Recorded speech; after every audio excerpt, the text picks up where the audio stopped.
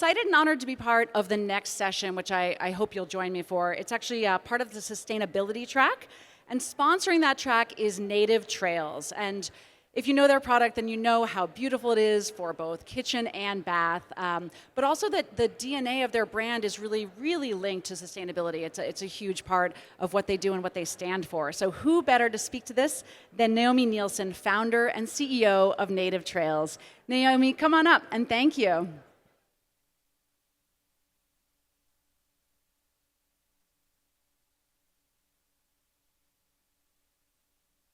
Good morning. I thought we would just start off with a little video, quick little video about the origins of Native Trails and how we got started.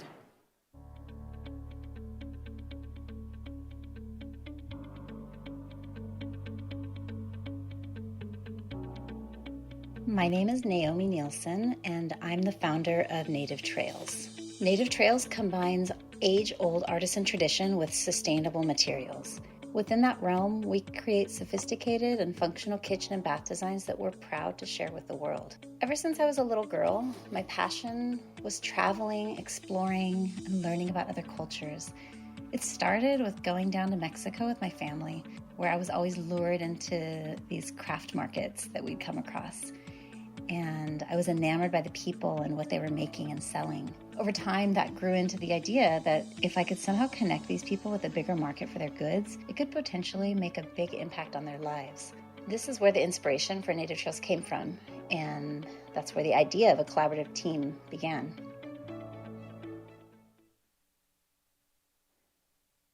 Thank you. So, yeah, just a quick little overview of some of the products that we make at Native Trails and the materials that we use. This is a sustainable concrete used to make this tub. It's called Native Stone, and it has cement combined with natural jute fiber. So that reduces the weight, makes it quite a bit more sustainable. The jute is a rapidly renewable material. We have another material that we work with a lot. This is recycled copper, 100% recycled copper used to make this tub. All of our products are made by artisans. They're all handcrafted. This one is made in Mexico.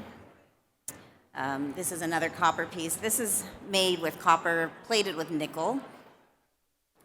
We're always looking for materials that we can give a second life to. So materials that might be discarded, might be sent to the landfill, and this is an example of that. This is our vintner's vanity made from reclaimed winemaking material, and this is another vanity made from reclaimed winemaking material. This is our winemaker vanity, just a completely different look. We just process the wood in a whole different way to give it a more contemporary feel. Just a few other products that we do. This is a Topanga vanity made from FSC certified wood, and some more examples of our Native Stone products. We have a whole line of kitchen and bath products in 10 different finishes. This is one of our new Arcata trough and our new sage finish. So, you know, if you're interested, you can see all of these and much more at our booth in the North Hall. But what I really want to say is that I am extremely honored to be here today. Native Trails wanted to sponsor the sustainability track because this is a topic that is really near and dear to our heart. It's really embedded into the heart and soul of Native Trails. We became a certified B Corporation back in 2019, and we wanted to achieve and maintain that certification first off as a way to hold ourselves accountable as we grow, and secondly, to hold ourselves publicly accountable. And the reason for that is that I really see business as a way, it's really a way to do good, to leave a positive impact in the world. Business should be a force for good. And I would say, I think it's safe to say that I'm not the only one here today who holds that belief. And with that, I would like to get this session started. So we're going to flip back to Sophie. She's not only the stage host, but she is also sitting down in this Visionaries, Innovators, and Icons session to speak with renowned architect and sustainable design advocate Tim Barber of Tim Barber Architects. And this is so exciting. Get ready for some visionary views, on urban reclamation, historic preservation, and adaptive reuse. Enjoy, and Tim and Sophie have a great conversation. Naomi, thank you so much. And yeah, congrats on beautiful product and great things you're doing right now. Thank you. Hi, everyone, and hi, Tim. How are you? Good morning. I'm good. Good. I'm so excited for this. This is like truly the highlight of my week. We haven't even gotten started. No pressure, but I am really excited. For those of you that are just joining us, I'm Sophie Donelson. I'm a design journalist and author of a couple books, but one most recently called Uncommon Kitchens. And I am uniquely interested in the ways that people live. I love design. I can write about beauty. I know a lot about architecture and design from kind of an aesthetic level, but my real curiosity is how we make our homes and how they make us. And I know you're really into that too. True? I really am. We don't think of our homes in terms of their structure or even starting with a concept like folded up aluminum foil. We think of our homes as if they were the place where you start all good things, where learning and family and negotiating and rejection and competition and sharing and neighbors, all of that gets rolled into the design conversation early, so that we're making homes that not just start good families, but you would actually want to die there and give it to your children, and they would want it when you do. The story is long. Well, let's step back a second. I want to hear just sort of the nuts and bolts about where you're based, what you do, and then why you do it, why you're in it. We've been doing this for 30 years. We now are in Beverly Hills. We were in LA for quite a while, but we've moved offices a couple of years ago. And we are now 25 people. We do nearly only single family residential work. A lot of it is historic. Some of it is actually conversions, taking a building and turning it into a home, or taking an old building and making it larger or modernizing it. But we've been doing that for 30 years. And I think the team I have now are really competent and refined at doing that thing that so few architects I know do, which is getting right into the intimate details of what would make it great. What does that take? What is it that you guys do, or why is that working and other firms might not connect those dots? Well, first of all, I have to say this, we're not philanthropists. This is fun. Yeah. I really like doing it. I think that asking those questions and getting into all of their dreams and hopes and all of the reasons why the context of their dreams and hopes can be gained, but not at the expense of their neighbor or the street or the city. That's a complicated puzzle. But architects like puzzles. We really like putting things together or understanding why. And so I think, especially in terms of sustainability, finding out why is one of our hardest and most exciting tasks. Is that, do most of your clients, some of your clients come to you with sustainability in mind? Like, where does that net out? And then at the end of a project, have some of them come around? Have you introduced new ideas? Are you proselytizing and putting it into action? How does that work? I have to say we start with like zero. I don't think any homeowners come to us and say, what I really want is a LEED platinum home, or what I really want is to be completely cradle to cradle. They don't. No. It's not. I would like that to be a thing that's in, though. No? I would like to start that trend, but no, they don't really do that. So we try to figure out where they're starting from, like what's important to them. Sometimes, in fact, they are resistant to sustainability because they think, for example, solar panels are ugly, or drought-resistant gardens mean it's only gravel and cactus. Right. They think it means a concession of aesthetics and of living, right? They think it's going to be harder and uglier, and they more have no expensive. idea.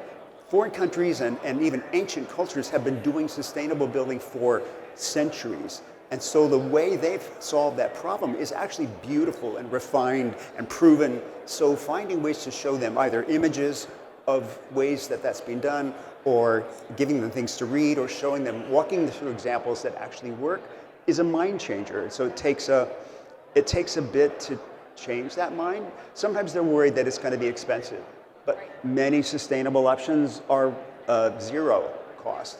Some aren't, But I think starting with that gateway drug of these are the things that you can do at no cost and really make a difference. Or sometimes they think, oh, they're going to be slowing their process down and they won't be able to move in for 2 more years. That's also not true. So let's get right into that. This is like one of the things I really wanted to share with the audience is you, when we talked earlier, you talked about sort of the ways that you can go into making good sustainable choices, right? It's not, we said macro and micro, right? I was like, how much of this is about really radically changing the way you live and how much of it is about day-to-day, tasks or recycling or changing the way you commute or like these little things. And you sort of were like, it's both. And it actually was even bigger than that for you because at your firm, you're starting with building.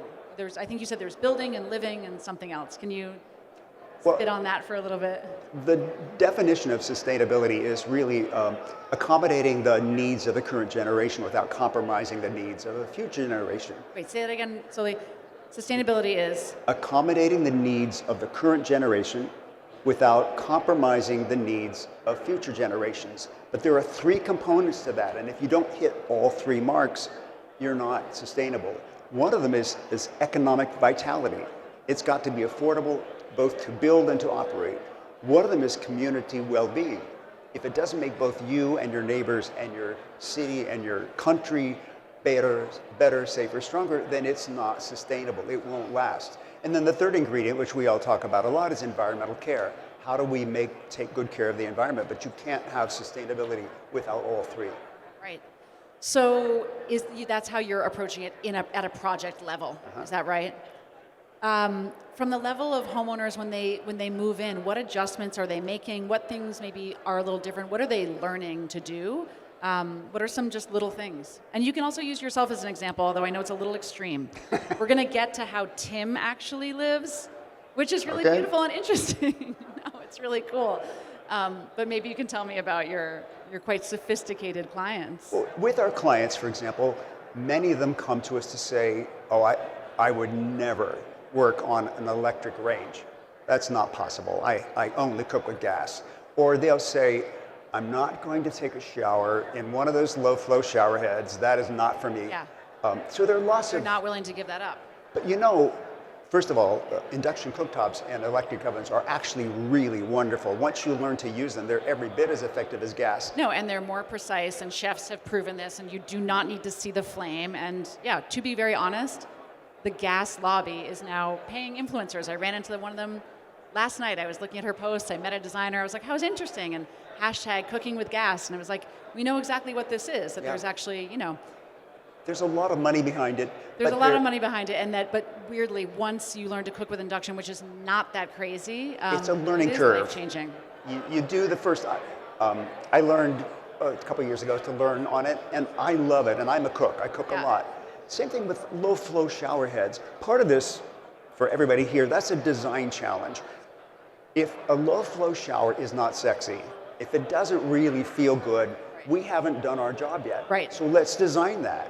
There are so many things we could do, even lighting controls or ventilation controls. They're super easy, but we don't make them fun or comfortable for our homeowners. Yep. So let's get on that. Let's fix that. Yeah, it's cool. I saw over at LG a really modern heat pump that is meant to power like the whole house, and it has a gauge of when you have high intensity moments and low intensity, and just a radical less of a pull from the grid, and it's really beautiful. Even like a smart thermostat, that is not brain science, but once you've set it and you realize you only need to heat your home for a couple hours in the morning, right, and then maybe you do it again in the evening, like you can do this, but people don't realize how easy and fun it can be. Yeah.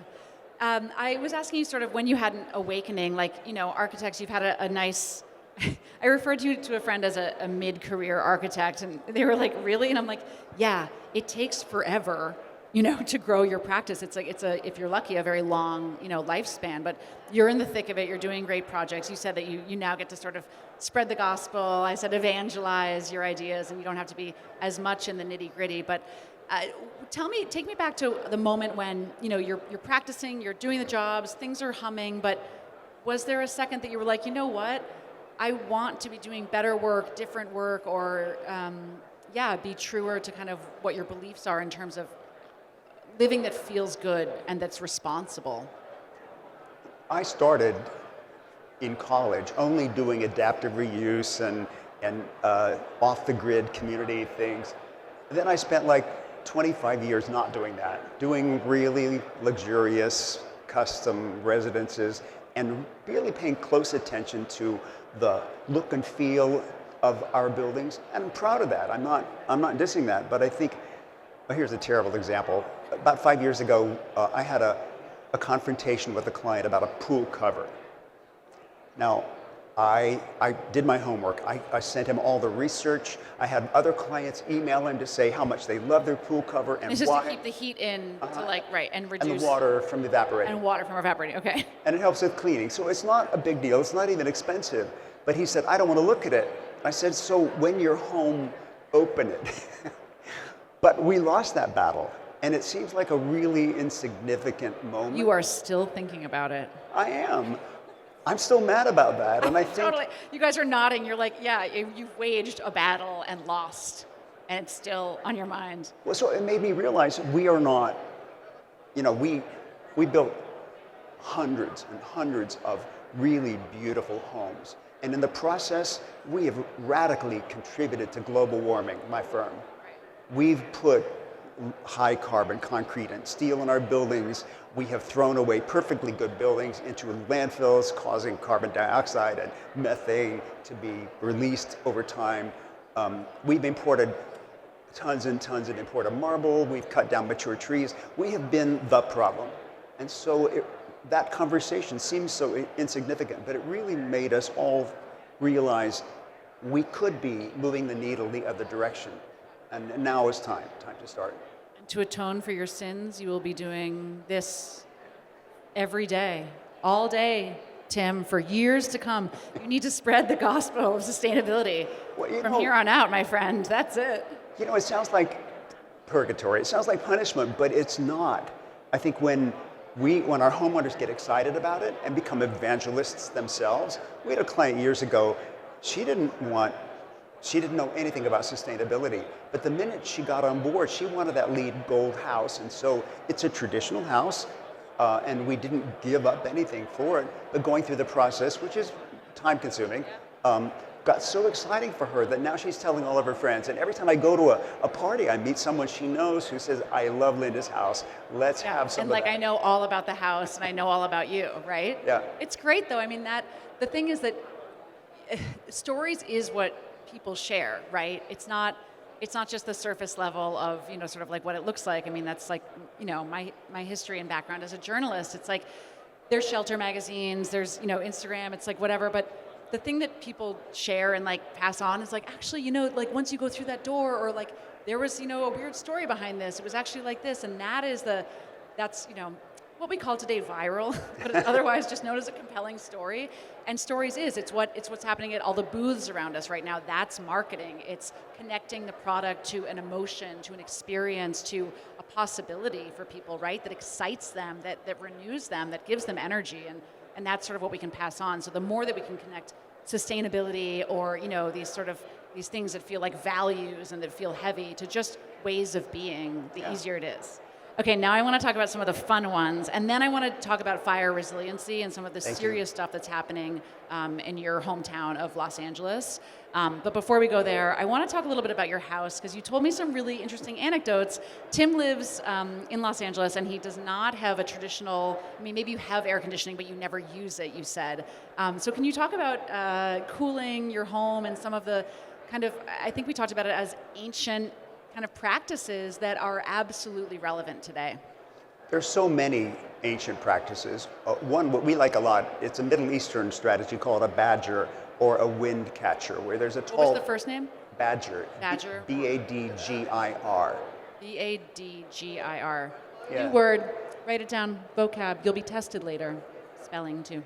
Badger or Or a wind catcher. wind catcher. And it's a simple thing where there's a tower or a raised section that's aimed at the prevailing wind. And in some places in the Middle East, you can actually change the way they're aimed depending on what wind, what time of year.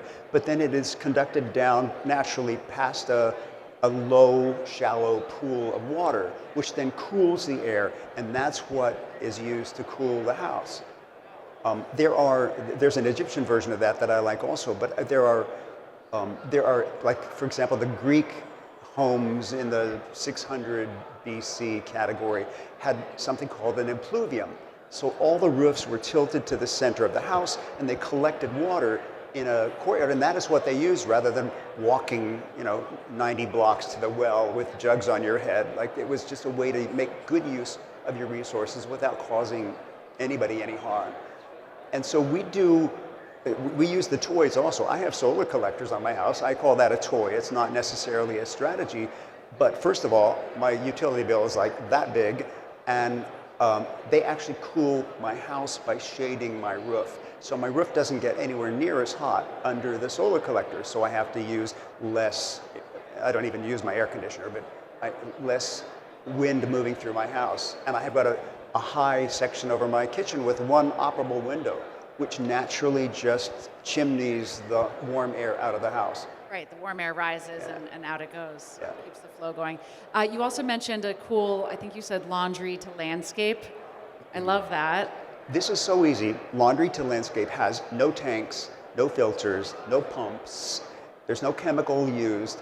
It's just that your shower, lavatory, and laundry water are conducted to mulch pits. And I have citrus trees, and I get hundreds of Meyer lemons and mandarin oranges and limes and pomegranates in my yard because they have these mulch pits near the root of the trees. And I don't lift a finger. I don't water. I don't have an irrigation system. It's just that. And if I showered more, I might get more fruit. But they really work. It's really cool. Is that something that you've done for clients? Have you ever talked to them about it? Yeah. People think that a gray water system can be super expensive. You can bury tanks, do the pumps and all that, but you don't have to. And so often, especially when the lot is slightly graded so that the trees can be slightly lower than the wastewater that you're producing.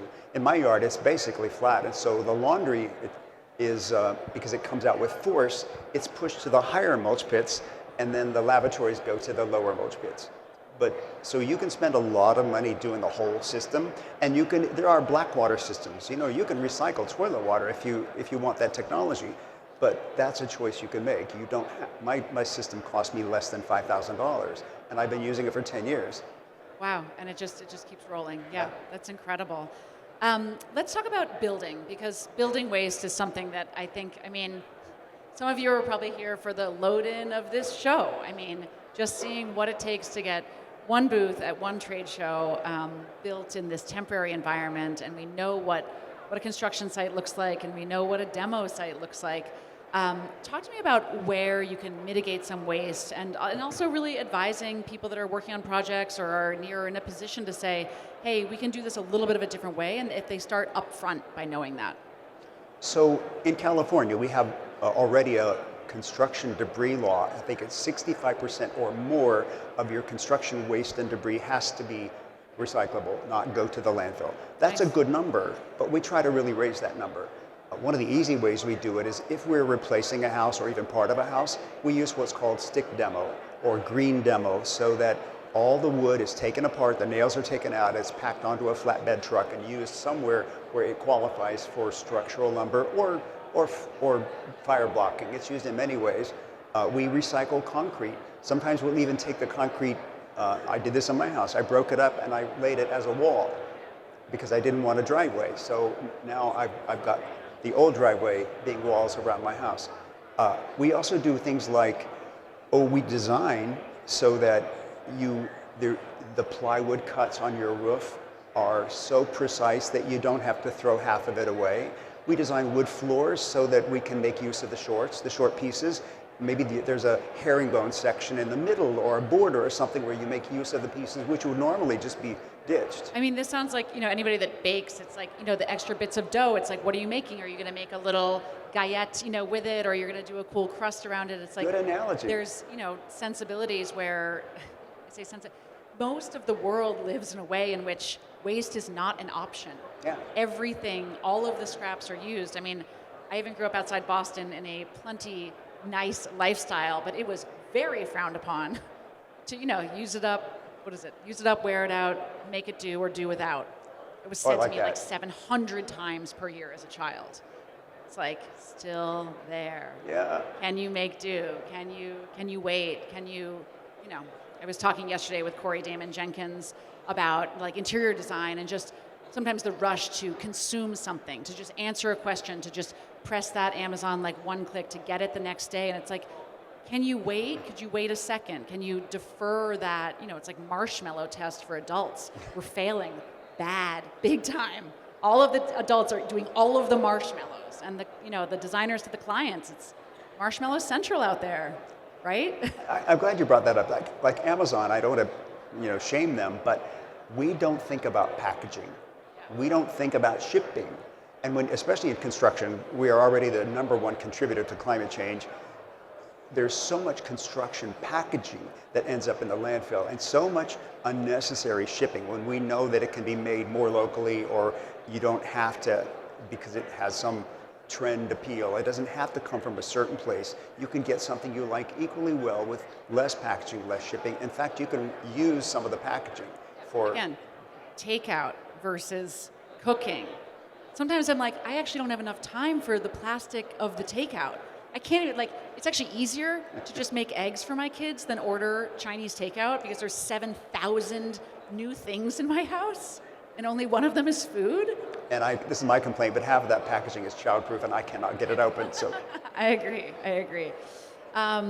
So the creative reuse, I love that idea of, the shorter boards, get a herringbone, or there are these just creative ways to say, hey, we have these pieces, they're already on site, there's things to do with it. What does that take? Like somebody has to be the advocate on site, coming up with that, right? Well, we have an interior architecture department. In fact, two of them right here in the front row. Those guys. And they're awesome. Like, we will devise a way to make a shower niche with no cut tile, or even a mantle surround with no cut tile or no cut bricks. It's easy if you set your mind to it. I don't say easy, not to, but it takes easy, that, guys, super easy. It takes that focus so that you don't have to just either not detail it or detail it in a way that you're going to have 40% waste. That's not necessary. Yeah. It just takes thought. Yeah, it does. So we'd be remiss not to chat with you about Los Angeles. I mean, by the time we were, coming up with this talk, life was sort of normal, and then it changed radically. And unfortunately, it won't be the last time we have this conversation. And I think there was something at the beginning. It was like the wildfires happened in LA, and a bunch of designers are like, hey, we're here to help. And everyone was like, can we just wait 1 second? we haven't even assessed our property. The fires are still whipping up. The winds are still going. Your firm was incredibly sensitive online. You have to follow Tim Barber Architects on Instagram. I thought you guys really just, you read the room, you were there, and offered some resources, and then talked really, in the right time about what we should start thinking about and ways that we can be hopeful. You always mention it's not about our buildings, it's about our communities. That's all well and good.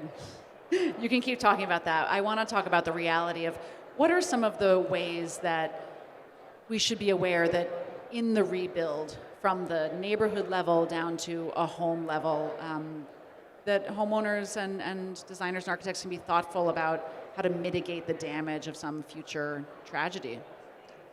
We have to start with where they are. They've lost everything.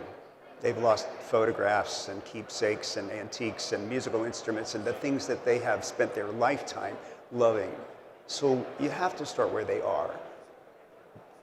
Many people come to us and say, I just want what I had. Let's just build it back the way it was. And there might be a possible way to do that, but I think the larger conversation has to be had first. First of all, in the Alphabet Streets and Palisades, those streets were so narrow the fire trucks could not get up them because the cars were parked on them. The streets were designed back when everyone parked in their garage in the backyard, but that's not how we live.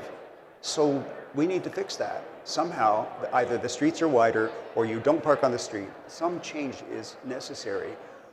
so many setbacks in that neighborhood were 3 feet. And so if you have two houses 6 feet apart, that's nowhere near enough to keep from having the fire jump from roof to roof. And some of the garages in that, in fact, many parts of LA, the garages are 0 lot line, and they're really flammable. So you can't just build that back at 0 setback, or you have to make them concrete bunkers or something which is entirely fire resistant. I think there are massing size setbacks in a high fire zone. And it's not necessarily, it will not necessarily burn this way next year, but it will burn again. And so you sort of hedge your bets. So for me, and for our firm especially, getting all the data we can to know what are the mandates, what is the EPA doing, what is the Army Corps of Engineers doing to remove debris, and what sort of infrastructure is going to be necessary before I can even get a building permit to build something. But then the dialogue really needs to be between the homeowners and the city planners and the Army Corps and the insurance companies for how to make something that is so much more resilient than what we had and still has the thing everyone loves, which is the closeness of the neighborhood, the charm and detail of some of the architecture. It's possible to have it all, but you can't just wave a magic wand or click your fingers. It takes a conversation. And so what we advocate for in our firm is to get into that conversation. And it won't always go your way, but the conversation is necessary.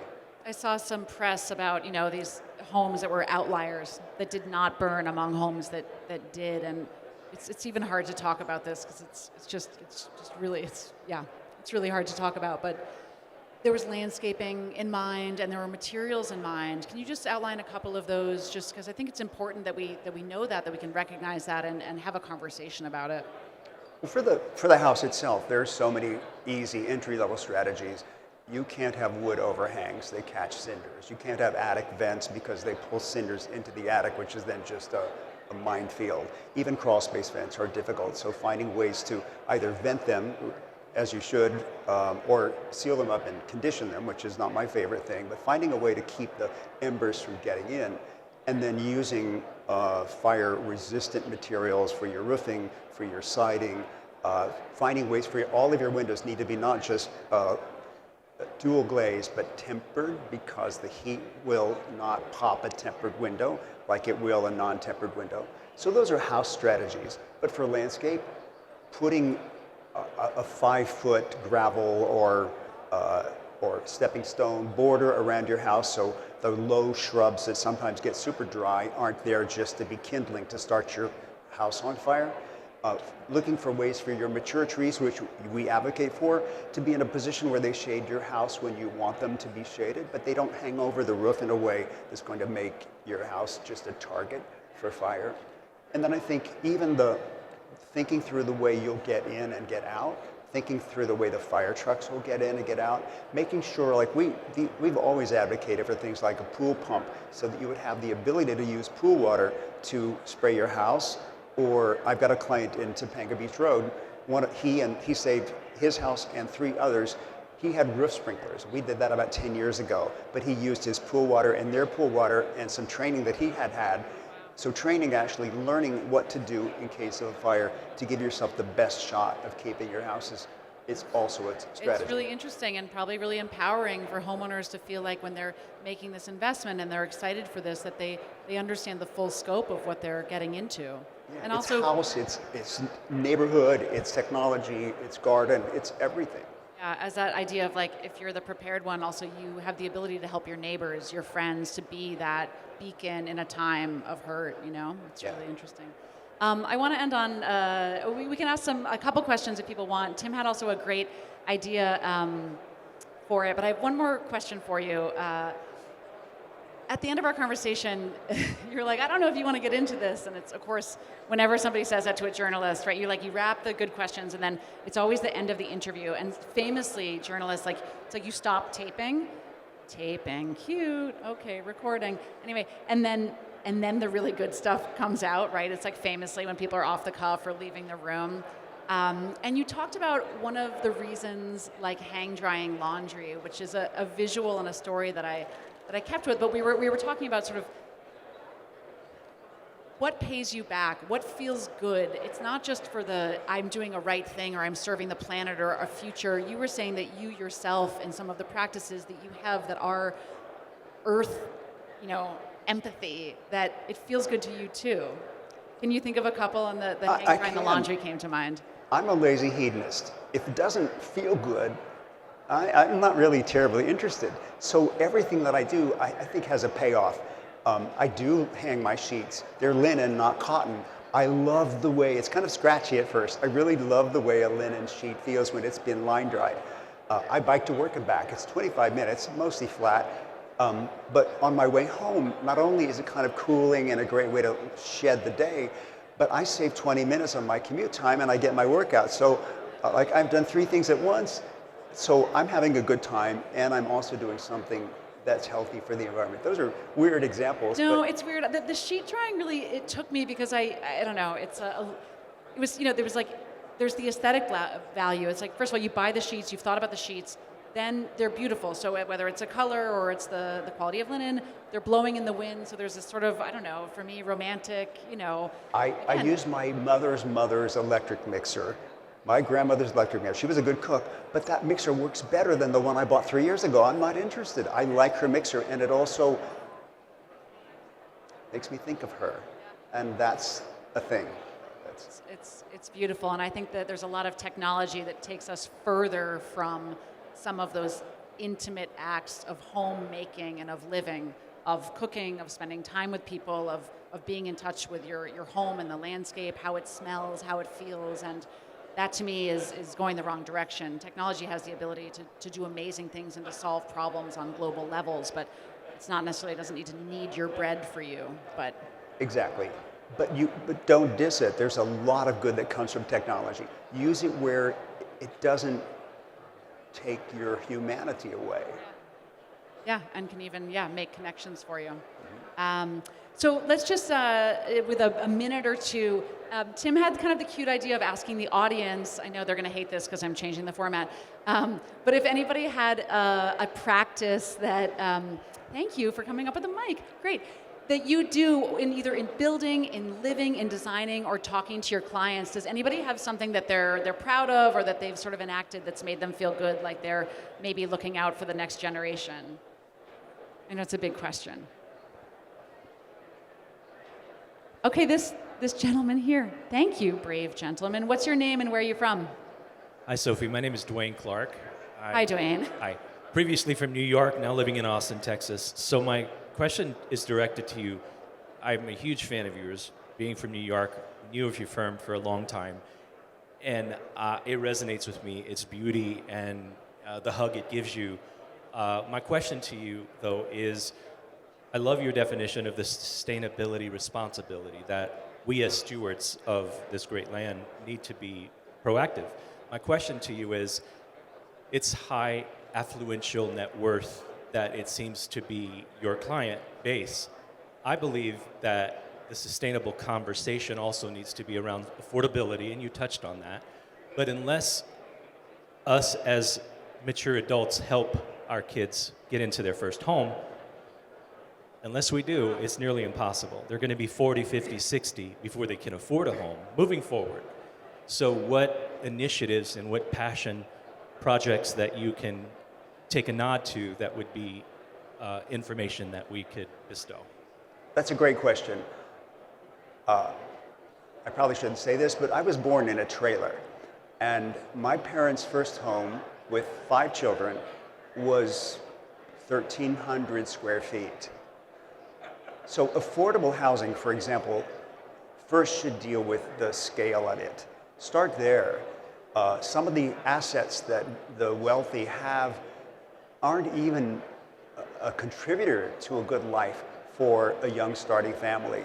So if you can think of building homes and other environments, schools, thinking in terms of walkability for communities so that you don't have to commute your kids for 30 minutes to get to school and back. So both planning and architecture can think about ways to be affordable and sustainable and legacy, even with a small house. Maybe that small house is something that that you sell, but it's been your first investment. And maybe, yes, you were tight, and maybe there was, like, we had no dining room in our first house. We had an eat-in kitchen, but that seemed to do just fine. So I think reframing the conversation in terms of how we can be green and how we can be affordable is going to take a little bit of imagination. But that's interesting that that first asset, whether it's by the parents or what they can give to the kids, something that can be maintained, that's not a burden of we can't afford to stay in it, and if the market gets weird, we almost can't afford to sell it. It's like where it's not an investment in static. a stock market way. It's a home, and that kind of investment can be sustainable and can be something you don't have to feel like you're so out on a limb that if the market had a downturn or if you lost your job for 6 weeks, you had to sell it. That's our problem, and we've created it. We should uncreate that. It's a great question, Dwayne. Any other thoughts from the audience? Tim, did I leave anything out? Is there anything that you'd like to share, or any, I don't know, words of wisdom or hope or motivation for these leaders in design and architecture out here? Maybe one last thing. My clients are affluent, and our projects are delightful and fun for us to create. And we have had the privilege of creating some much more modest structures that you won't really find on our website. Maybe that's my problem. But I think when you think about where we go in the next 10 years as a country, as a society, I think if we spend a little more of our own intellectual resources on quality of life, do you want to see the sunrise from your bedroom? Do you want a space where your kids can learn to cook or be an athlete or play a musical instrument? If you don't think about those things and quality of life, and especially the quality of your children's lives, like, what are you setting them up for? And as interior designers and architects and interior architects, we have this huge opportunity to reframe that and possibly do something good for our community. Tim, you're the best. I love it. I really do. He's cool, huh, guys? Give it up. Thank you so much. Yeah, thank you. This is good. Thank you guys for attending that. I have been looking forward to it, and it was everything I hoped for. Thank you so much, Tim.